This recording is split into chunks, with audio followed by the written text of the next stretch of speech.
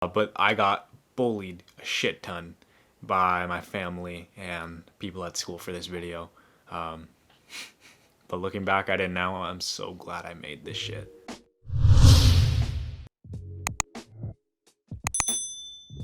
In honor of uploading my very first video to the Makai Strength YouTube channel, I thought that it'd be fun to look back on some of my oldest videos here on Austyn Hustles. Now since like January last year, I have posted a lot.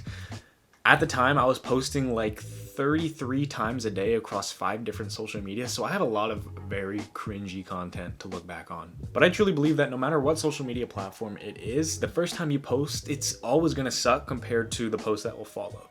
Every time you post, you improve. You know, sometimes they suck a little, sometimes they do great, but the point is, every time you start something new, you're gonna suck. I know that that first video I recorded for Makai is probably going to be terrible compared to all the ones that are going to follow.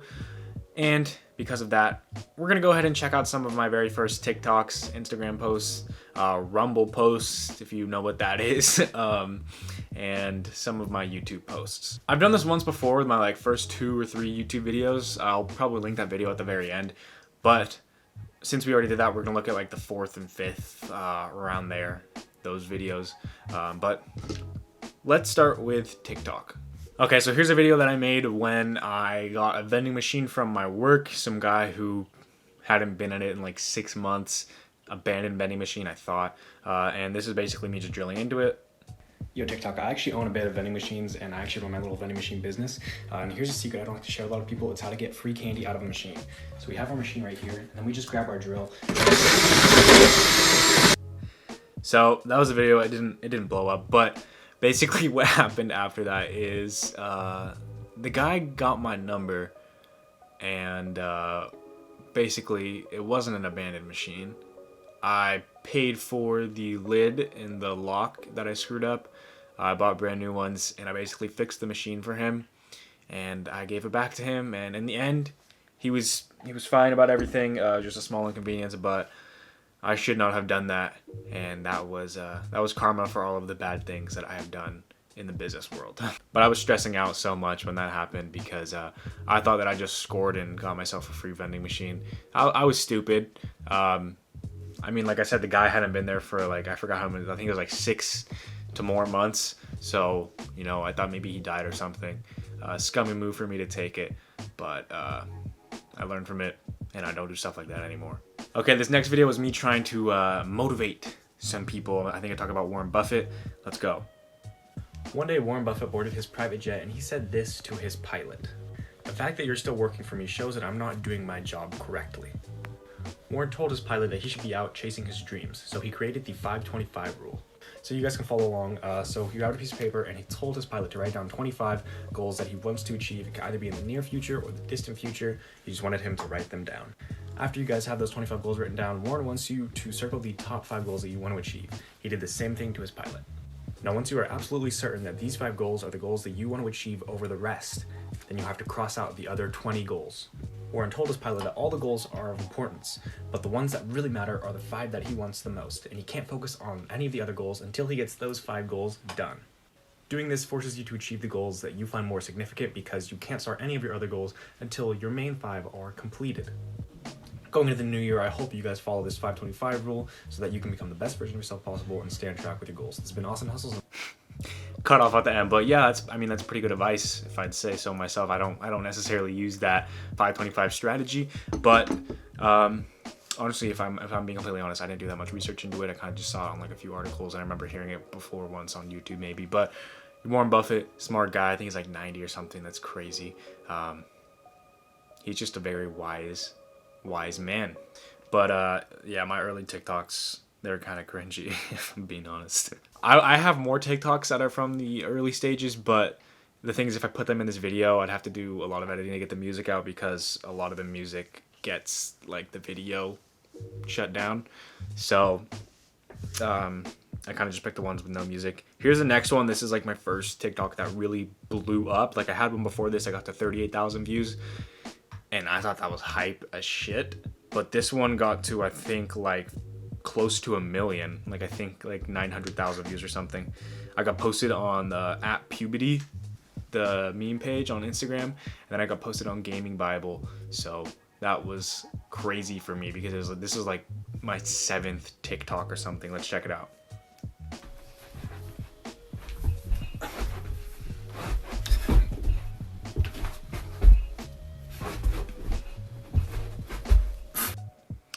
So you can't see the caption, but basically what it is it's POV, you're the mystery box, and I'm trying to get the ray gun. If you don't get this joke, I'm sorry. But those were my first TikTok videos, and I think it's a good thing to mention that I don't post stuff like that anymore. Like if you look at my content now, it's really different to a lot of my old content, and I think that's should be inspiring for most of you to begin posting, because when you start posting, they might be terrible. But just know that from a year from now, your posts can be completely different from whatever it is you started as. We're about to see that same theme when we move over to my Instagram. Okay, so there was this old social media app called Rumble. I think it's still around, but they changed it to like Rizzler or something. But pretty much I was one of an early adopters to this app. I got put onto it by Ray as the entrepreneur, and I actually had a pretty big following on the app. Just one day I ditched it and moved solely to TikTok because there was just a lot more growth. But I absolutely grinded on the social media platform. I posted 5 times a day, and this video that I'm about to show you was one of my first posts. However, I repurposed it and posted it on Instagram because I believe I deleted this app, and I don't really feel like re-downloading it right now. But let's take a look at this video. Hey, what's up, Rumble? This is your everyday motivation. One thing I want to talk about is regret. Now, why am I talking about regret when I talk about motivation? Well, it's because, you know, sometimes I may post a video that's like cringy or stuff like that. People like say it's a dumb video, but I'd rather post that video and get laughed at than be on my deathbed and be like, man, what if I posted that one video and it blew up? You know, I never want to regret anything. I don't want to regret anything or be like, you know, what if I posted this one video? What if I did this one thing? I'd rather do that one thing, and then, you know, it either goes good and it works well for me, or, you know, it doesn't really work out and, you know, I'll forget about it in a week. But the number one thing is I never want to regret anything. So to everyone here that is new to Rumble, me included, while it's in its early stage, let's get our content going and let's start posting, because we won't regret anything. Wow, that video was posted on, what's the date? I think around November 23rd, 2019. I agree with everything I said in that video, although it was a very corny delivery in the music. It was kind of corny too. But I totally agree with everything I said, and I think it relates a lot to this video that I'm filming right now, actually.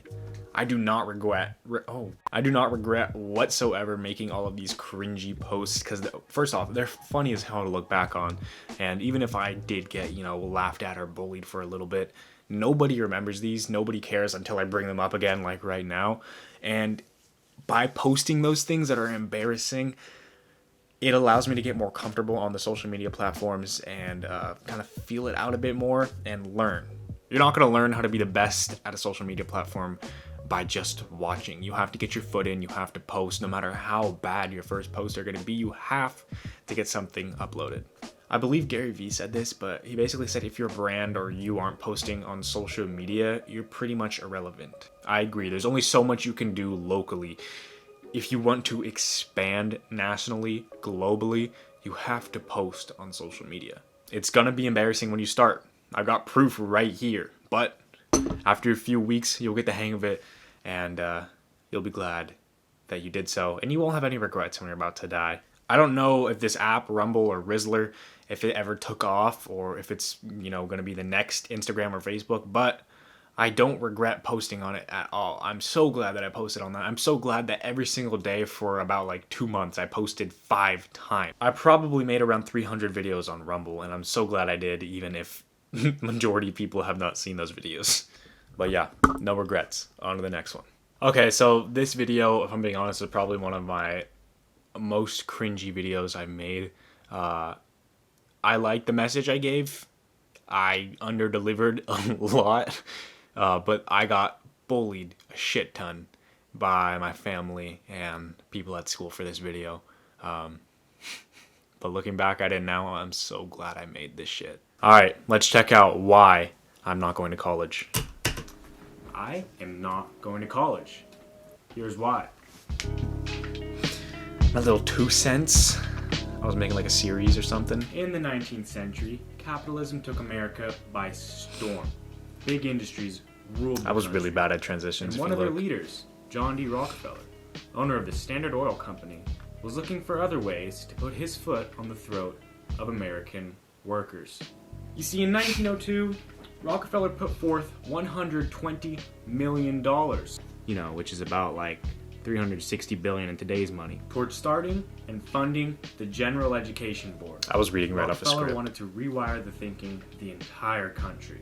He wanted everyone to be skilled workers. Looking at college today, America has $1.52 trillion in student loan debt. The average graduate in 2019 is already $32,000 in debt.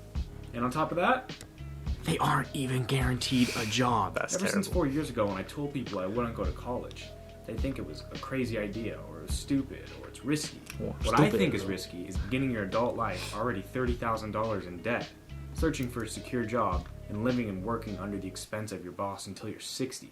So that's what society wants you to do. Every day goes by and you worry about being fired.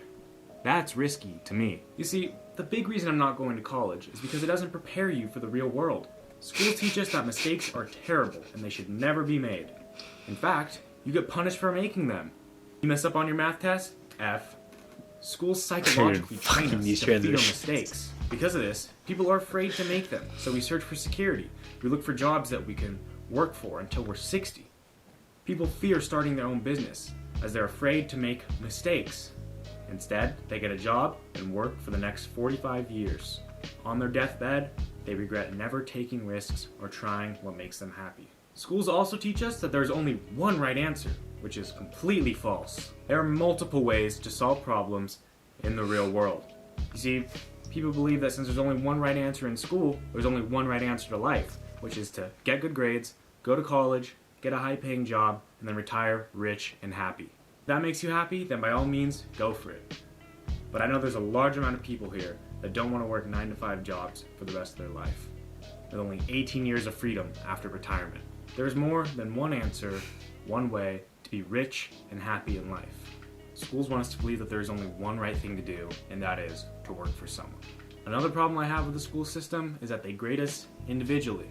The real world isn't filled with individual tests.